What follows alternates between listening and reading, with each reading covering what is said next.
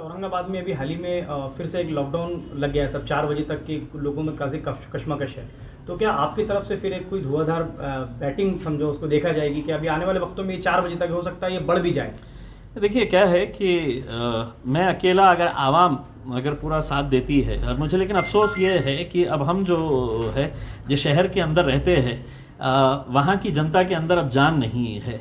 हम मुर्दा हो चुके हैं, हम मर चुके हैं। हम सिर्फ हमको सरकार जो हुक्म देती है, जो अधिकारी हुक्म देते हैं, उस हिसाब से हम चल रहे हैं। हमारे अंदर वो फाइटिंग स्पिरिट ख़त्म हो गई है, हमारे अंदर वो सवाल करने की क़ुव्वत ख़त्म हो गई है, हमारे अंदर अधिकारी हो, पुलिस डिपार्टमेंट हो, उनसे ये पूछने की क़ुव्वत ख़त्म हो गई है कि 4 बजे तक खुला रहेगा, 4 बजे के बाद अगर जाएंगे बंद करेंगे तो इसके पीछे क्या लॉजिक है करके। लेकिन बार बार सिर्फ अकेले मैं ही ये सवाल उठाता हूँ और बाकी सब खामोश रहते हैं। जनता भी खामोश रहती है, व्यापारी भी खामोश रहते हैं, जितने संगठन है, इंडिविजुअल्स है, सब वही खामोश रहते हैं। तो फिर मेरे सामने ये सवाल है कि अगर अकेले ही मैं ही लड़ूंगा और जिस कौम के लिए, जिन लोगों के लिए, जिस मेरी जनता के लिए, औरंगाबाद की जनता के लिए मैं लड़ रहा हूँ, अगर उन्हें कुछ लेना देना नहीं है तो फिर ठीक है। सरकार ने आज 4 बजे किया है, कुछ दिनों के बाद वो 1 बजे तक कर डालेंगे। फिर आपकी बकरी ईद आएंगी तो कहेंगे कि पूरा कंप्लीट लॉकडाउन कर देने का है, तो आप बर्दाश्त करिएगा उसमें। अगर नहीं तो आप साथ दीजिए मेरा उसके अंदर, हम बिल्कुल इसका विरोध करेंगे। Thank you sir. एक सवाल जैसे कि पिछले साल मुंबई के बहुत सारे बकरा व्यापारियों को नुकसान हुआ था लॉकडाउन की वजह से, इस बार भी वैसा ही होगा? ये देखिए, ये मुंबई के जो लीडर्स है ये सवाल उनसे करिएगा। और मुंबई के इत्तेफाक से जितने भी लीडर्स हैं, अपने आप को जो सो कॉल्ड मुसलमान लीडर्स कहते हैं, वो अभी सरकार का हिस्सा है, वो सरकार के अंदर बैठे हुए हैं। जितने भी उनके मुस्लिम लीडर्स चुन के आए हैं, चाहे वो कांग्रेस के हो, एनसीपी के हो, जो ये दावा करते हैं कि हम इस पार्टी के मुसलमान चेहरे हैं करके, तो इन्हीं की वजह से हुआ था। हमारे तो पार्टी के अध्यक्ष ने गुजरात के बॉर्डर के अंदर, हमारी मुंबई की प्रेसिडेंट जो है रिजवाना ईसा, वो गुजरात के बॉर्डर के ऊपर जाकर है तो स्ट्राइक के ऊपर बैठ गई थी कि मतलब ये ट्रकों को आने दिया जाए करके, लेकिन सरकार ने एक नहीं सुनी थी। अब इस बार भी हमको देखने का है कि ये मुसलमान कितने मुसलमान है करके, उसमें इनके अंदर कितना मुसलमान पना बचा हुआ है, ये देखना है। अबू आसिम आज़मी साहब ने जो ट्वीट किया है कि 100 सीटें जो इमाम वहाँ से लड़ा रही हैं यूपी से, इससे एक अफसोसनाक ये मैसेज आता है कि बीजेपी इससे कहीं ना कहीं जीत हासिल करेगी।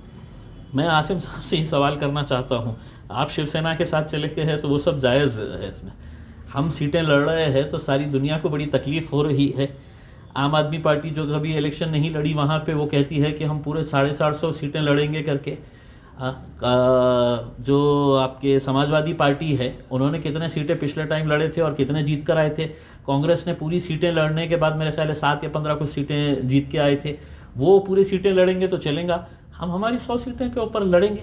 और मैं आसिम भाई की बहुत इज़्ज़त करता हूँ, समाजवादी पार्टी के मेरे सहयोगी वो आमदार थे और एक अच्छी शख्सियत है, लेकिन एक गलत पार्टी के अंदर है। मैं आसिम भाई को यही एक दरख्वास्त करना चाहूँगा एक भाई की हैसियत से कि आसिम भाई, ये जो सेक्युलरिज़म के बारे में आपने कहा है कि सेक्युलरिज़म ये है, ये सेक्युलरिज़म जो है ये है तो ऐसा झूठा शब्द है जिसकी वजह से सिर्फ मुसलमानों को 70 सालों से बेवकूफ़ बनाने का काम किया जा रहा है। तो मेहरबानी करके आप भी ये सेक्युलरिज़म का जो नकाब ओढ़े हुए है उसको निकालिए, आप हमारे साथ आइए और चलिए हम साथ में मिलकर है तो उत्तर प्रदेश के अंदर जितने भी ये कट्टर संगठन है या राजनीतिक पार्टियां हैं, जिसके अंदर कांग्रेस है, बीजेपी है, समाजवादी पार्टी है, उनका मुकाबला करेंगे हम। चलिए आसिम भाई के नेतृत्व के अंदर हम ये लड़ाई लड़ते हैं करके एक बार तो कम से कम सच और हक के लिए वो लड़िएगा ना उसके अंदर। ये सेक्युलरिज्म के नाम के ऊपर कब तक इस कौम को बेवकूफ़ बनाया जाएगा? सब एक आखिरी सवाल, माजी खासदार साहब अक्सर कहते रहते हैं कि इम्तियाज़ भाई जो है गलती से खासदार बने हैं,